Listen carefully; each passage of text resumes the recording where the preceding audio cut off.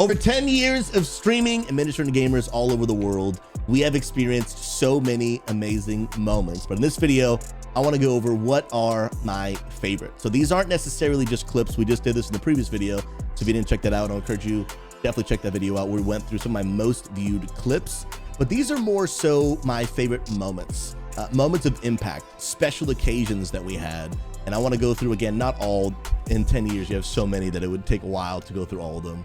But some of the most kind of like moment defining moments, if that makes sense, in my life, in my stream, in just everything that we've been through together in over 10 years time. The ones I want to go over are in no specific order, but I have prepared a few that really, again, have just been really kind of signify like huge moments for me and moments of why we do this in the first place. First and foremost, again, these are in no specific order. This was a very big defining moment for me in my life. This was years ago. Unfortunately, I can't show it to you without them trying to charge me for it. But if you guys don't know, we were actually featured in the Washington Post. If you literally go on Google and type Pastor Susie Washington Post, we will just pop up right there as the article that they had. There was literally a journalist from the Washington Post who reached out to me. She came to our house. She sat with me during an entire day of streaming and interviewed me, asked questions. She actually came on a day where we were doing our back then God Squad Church, now XP Church, and literally listened to my whole sermon, asked me tons of questions.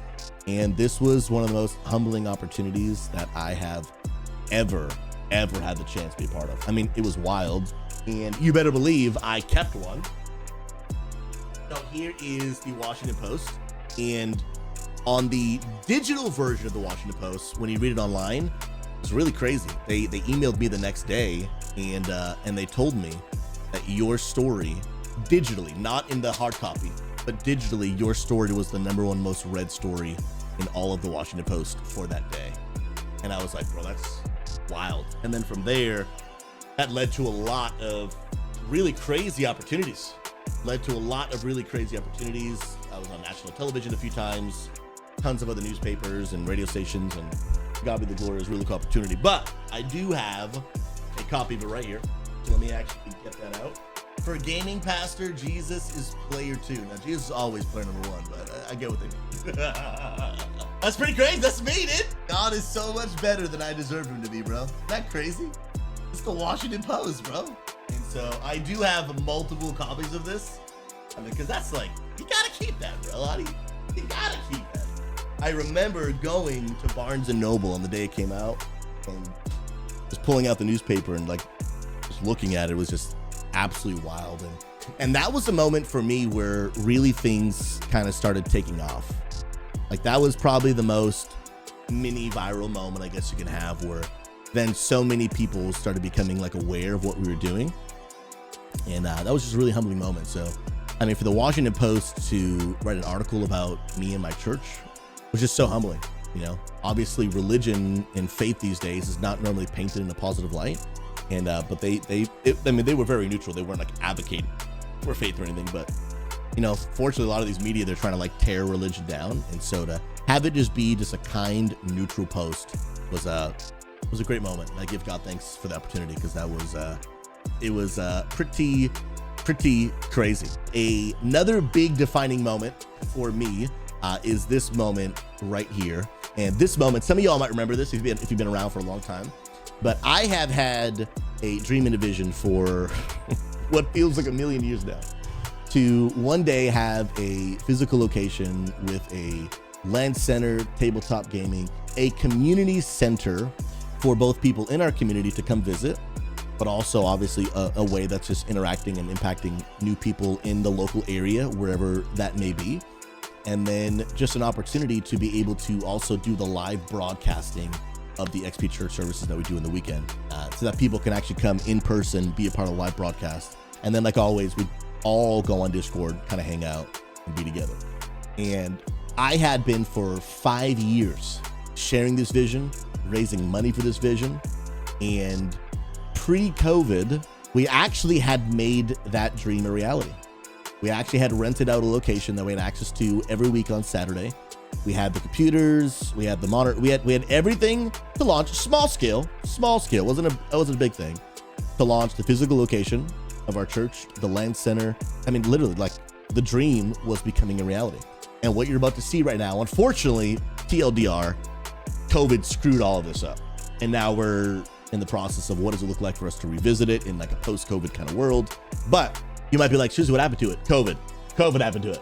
But this is the moment where I announced to our church that the dream had become a reality.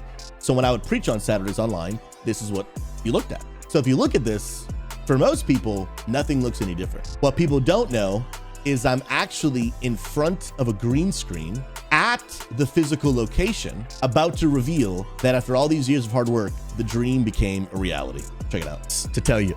Because not only on top of the big announcement that I wanted to bring to you, but I actually also have a very, very big confession. See, because what some of you, not to pat myself on the shoulders, this is live. This is not pre-recorded. This is not editing.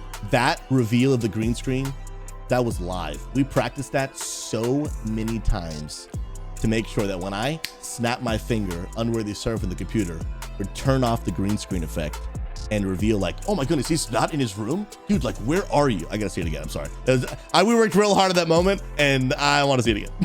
I have something else to tell you. Because not only on top of the big announcement that I wanted to bring to you, but I actually also have a very, very big confession. Surf nailed that. See, because what some of you thought that I was actually in my studio, in my house, but actually, believe it or not, we're actually in the church that we are going to be using right now. Ladies and gentlemen, it is with great joy that I present to you our new church home. Ladies, dude, this was for me years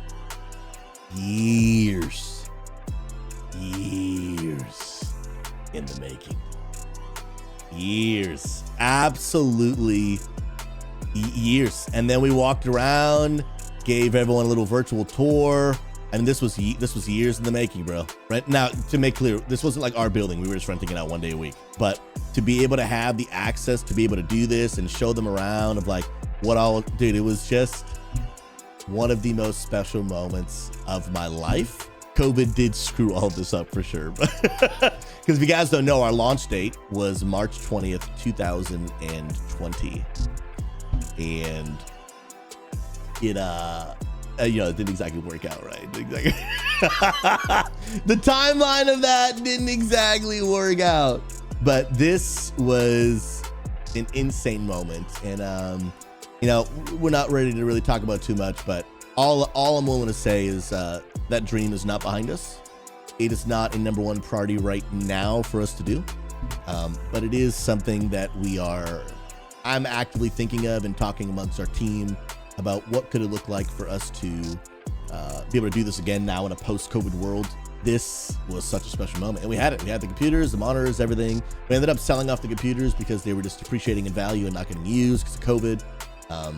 And we really had to go back to the drawing table. I mean, for everyone, COVID screwed up the world, right? So up next, a special moment. We got hosted by Tim the Tap Man. We've been hosted by him several times at this point, but here I think maybe was the first one. Let's check it out. Playing World of Warcraft way back in the day, bro. What's good? Yeah, they're like 10,000. I think the largest host I got from Tim the Tap Man, I think was 33,000. Magnifico can correct me if I'm wrong, but I think it's 33,000, but crazy, dude. Oh my, bro. Yo, Tim the Tap Man coming in with a 10,000 viewer host.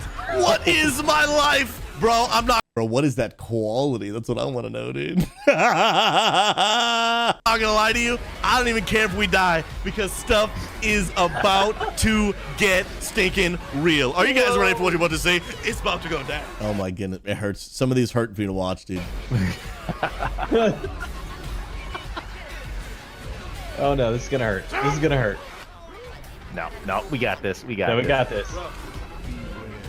Just a casual penguin dance for 10,000 people. No big deal. No big deal. Another huge defining moment for me, if you guys don't know, we started something years ago called SquawkCon, something we've done for our church. And basically it's a 3-day con in person where we do live services, gaming tournaments. There's a LAN center set up, just a huge 3-day community con for people in our church to come meet together for the first time, connect, hang out. And it is absolutely just one of my favorite things ever. It has been an absolute blast, but SquawkCon 2017 was the first one. We don't have much footage of it. We do have me preaching my sermon, and I believe it's entitled Dream Big. So you'll get to see, yeah, here it is.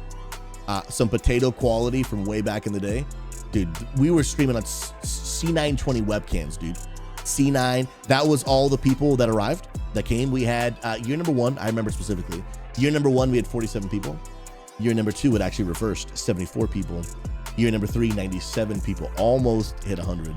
But this was such a crazy moment. At the time, my wife and I and Pastor Boz lived in Connecticut, and we planned this event in Murfreesboro, Tennessee. We drove through the night with this man right here, Gauze, and a few others. I mean, we packed up the van and the trailer and drove 15 hours through the night, arrived, set it all up, got everyone there.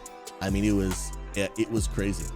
And then we had, from there, really that just began to grow, where SquawkCon 2017 then evolved into SquawkCon 2018, 2019, 2020, not 2020. And then COVID happened, took a break, 2023, but here's just a glimpse of like what 2018 looked like.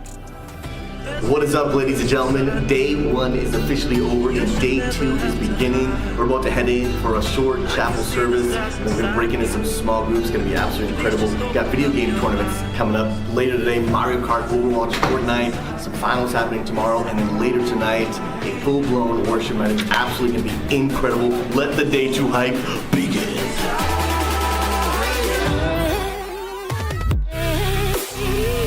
Becky! So cool, man, because what I am showing you guys right now are multi-year dreams having become a reality. Multi-year dreams having become a reality. So this is SquawkCon 2018. Normally I preach the final sermon of the 3-day event, so this is me on stage preaching my final message. It was like a Fortnite related message, and just crazy, man. Being a pastor is one of the greatest privileges of my entire life. These are moments, man, and it's just so. And the reason I'm showing you this, because I know when I said like favorite moments, some of y'all probably thought like we're gonna watch like clips of the stream. But the reality is like the stream, obviously, ultimately was God who made all things possible, ultimately. But like the stream is what like created all of these. Like every single person that's ever worked on our church staff was first a viewer in my chat. Like literally every single person.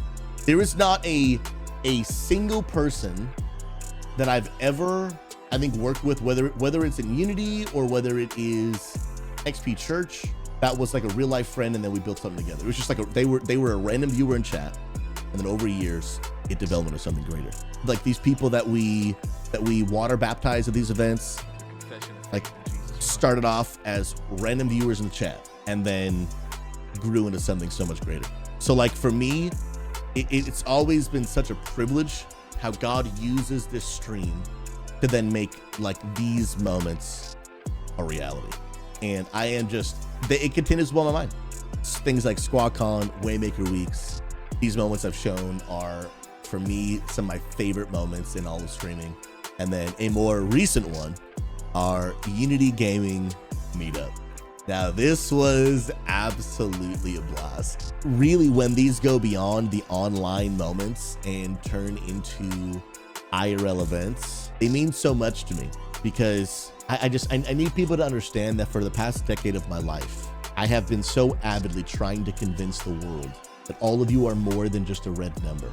Like as a pastor who, when I first started all this, was wildly rejected by most people, thought I was insane, did not understand the value of this whole online gaming thing that I'm trying to do, because they don't understand that behind the red number that is now above my chat, because Twitch just moved, it used to be below. Behind those red numbers are these people. These people. That to me is what makes streaming and creating content so impactful. Is it starts with you being a random viewer in the chat. And then my hope is that it leads to like your life being impacted. Like that, like real authentic community, impact, lives being changed. These faces representing the thousands of faces I've interacted with over the years. This is what has kept me going for an entire decade. Like an entire decade. God giving me a love and a passion to love and serve these faces. Like literally no other reason. There's not a single other reason that is worth it for me to have done this for this long, except for these faces. These are the biggest impact defining moments. My stream defining moments are always about what type of impact is it then turning into and leading for people. For me, that's what it's always been about. That's what it'll always be about. There is no other reason to me that's worth it to keep doing this for this long. Like, I know some of this seems glamorous and stuff, but like without the people aspect, I'd rather just go do something else. It's not worth it. The rest of it's not worth it to me, man. The rest of it's not worth it. The people make it worth it. And I consider it a great honor and a great privilege to have been doing this for this long. And the truth is, like, especially my next season, that's what I want to do more of. More impact defining moments. It's less about the actual game we're playing. It's more about the actual people that we're impacting. And I want to say thank you to all of you who have been a part of these moments, whether we've never met in real life and we've connected online. And I just want to say thank you for giving me the privilege to just to know you. Thank you for giving me the privilege to hopefully play a small part of encouragement, interaction. I just hope that my life, whether it is my successes or my failures, have in some way, shape, or form added value to your life. Whether it was you learning what not to do by watching me live my life, or you learning how to add value to your life by watching mine. Whatever it might be, I pray that my life has been a blessing to you. I pray I've represented my faith in Jesus well to many people around the world. And my prayer is that God will continue to bless you, strengthen you as we continue on 10 more years. 10 more years of continuing to have real defining moments like that, of impacting gamers around the world. Because baby, I believe we're just getting started.